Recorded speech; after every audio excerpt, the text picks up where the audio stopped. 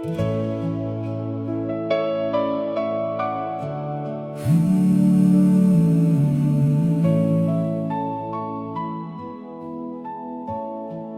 'n raasblaar se klein ontwerp,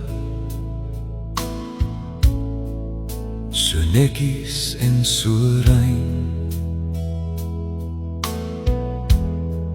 lê die kuns van die Skepper, sy wysheid vas en fyn. Elke lyn en elke krom draaitjie perfek, en sonder fout,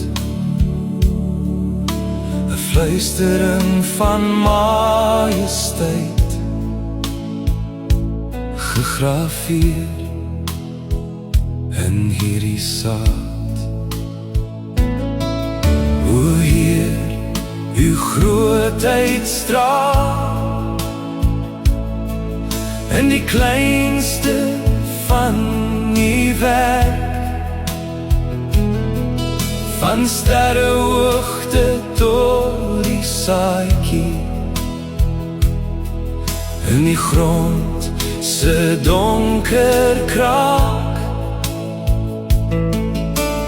Wie kan met uw wonderkrag? Wie kan uw raad verstaan? Ons kniel voor u, o Skepper, met lof en afhanklikheid.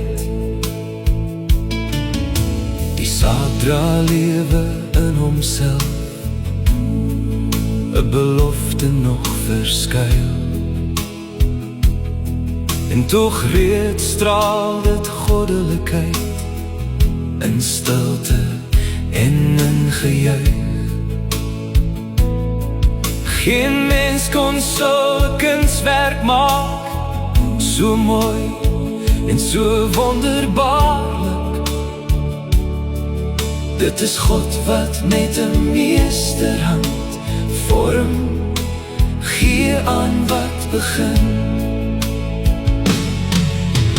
Laat ons nie net kyk na berge of wolke in die blou lig, maar vind u ook 'n nederigheid in blare wat vou,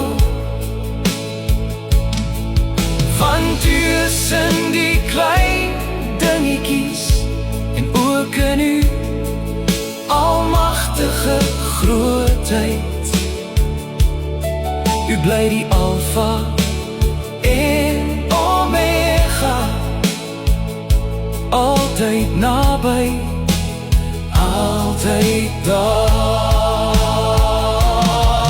Dit is God wat met 'n meesterhand vorm gee aan wat begin.